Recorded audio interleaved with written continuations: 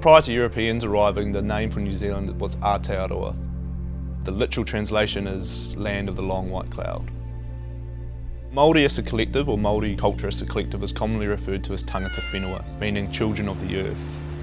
If a Māori was to formally introduce themselves, firstly they would acknowledge their ancestors, the people that have been before them, and then they'd tell you the mountain that they grew up under, the river that they grew up by, and then the ocean that they grew up by. Mountains often in Māori culture play an important role in Māori mythology or creation myths. Mountains are seen as a bridge between the supernatural world and the natural world, or a connection to their Māori ancestors, the people that have been before them, and the current time and where they're heading.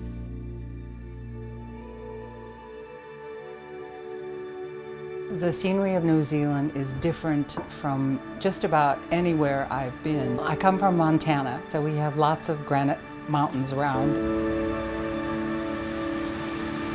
But what's different about here, there's more drastic change in the scenery. You have fjords here, you've got mountains, you've got tropical landscapes. So much broader and nicer and more spectacular a place than I could have ever imagined. When we looked at our bucket list a number of years ago, we decided New Zealand was number one on both of our bucket lists. We wanted to see these mountains and the South Island.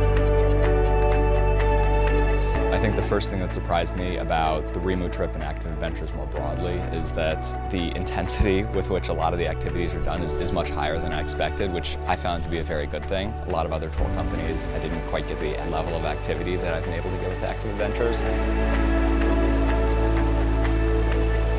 Several times on the way up, as I looked up the mountain, I thought, well, got to be right over that ridge, but it wasn't.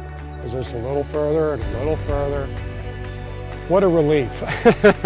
Very rewarding to get here. And the views and the terrain up here and this lake and this place is amazing. Reaching the hut and actually seeing the Angelus Lake itself, just blue as sapphires, and being able to see the reflection of the mountains on top of it was one of the most gorgeous things I've ever seen. It was about 8:30, 9 o'clock or so. Everything was pretty much pitch black.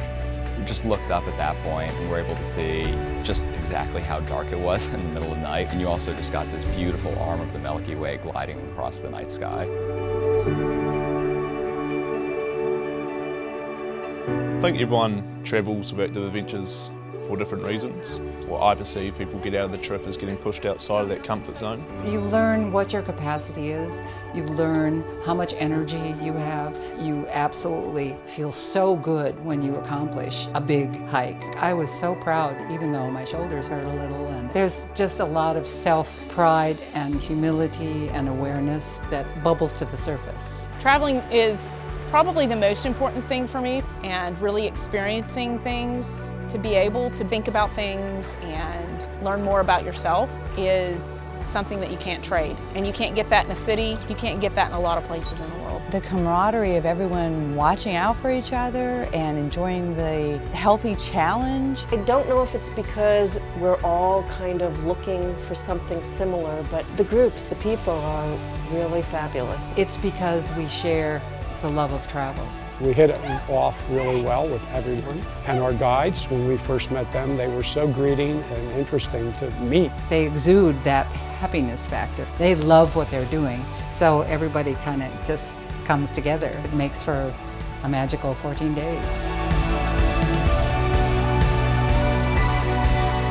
What they've done is they've taken us to the most magnificent places, and I feel like I have really seen New Zealand. Every day was a spectacular